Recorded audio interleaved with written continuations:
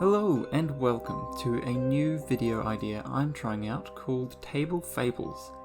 Each week I'm going to tell a quick story about something interesting or funny that happened to me while I was playing the great game of Magic the Gathering.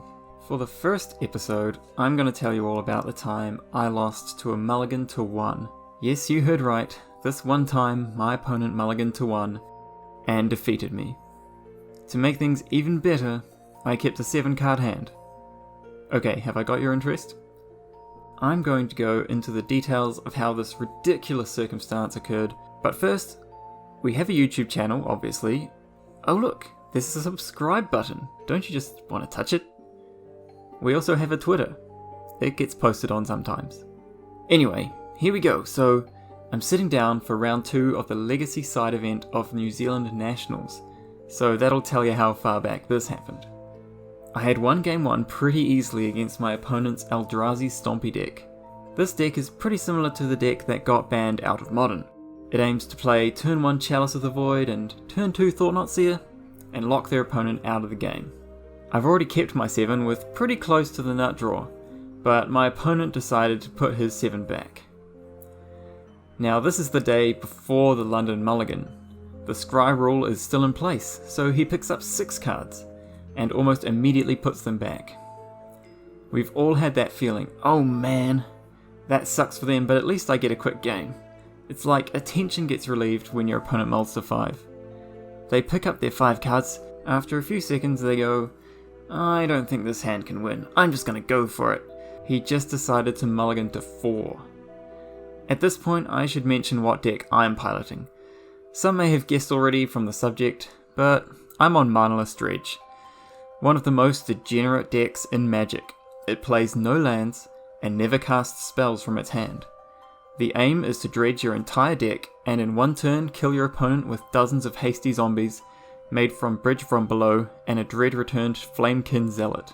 Even stranger, the way it starts off its engine is by discarding a dredger to hand size, so it always wants to be going second so it can draw that 8th card ASAP. It almost never mulligans either for this reason. It's one of my favourite ever Magic the Gathering decks.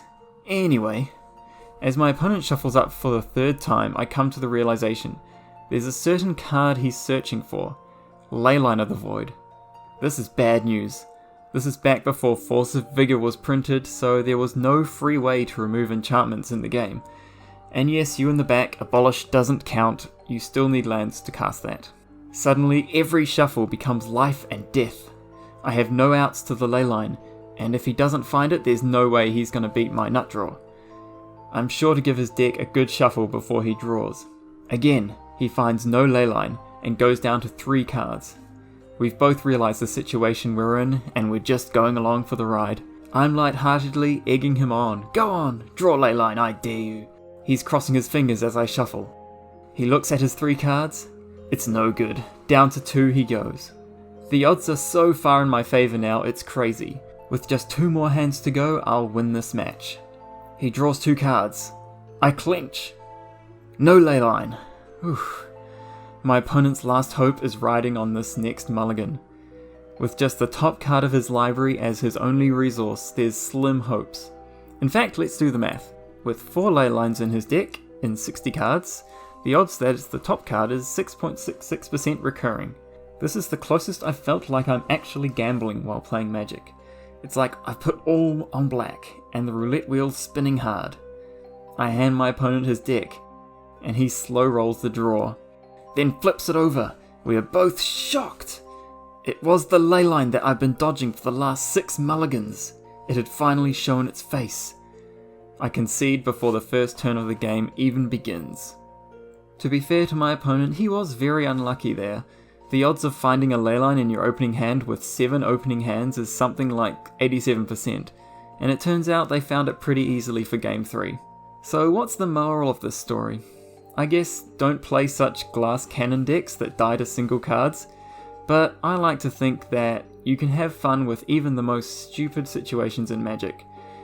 It was a great example of the charm of paper Magic over Arena as well. My opponent and I had great banter through the whole ordeal. Without even playing a single turn, it was one of the most memorable games of Magic I've ever played. So let me know what the most memorable way a game of Magic has ended for you, and I'll be back next week with another tale, one that worked out more in my favour this time. See you then.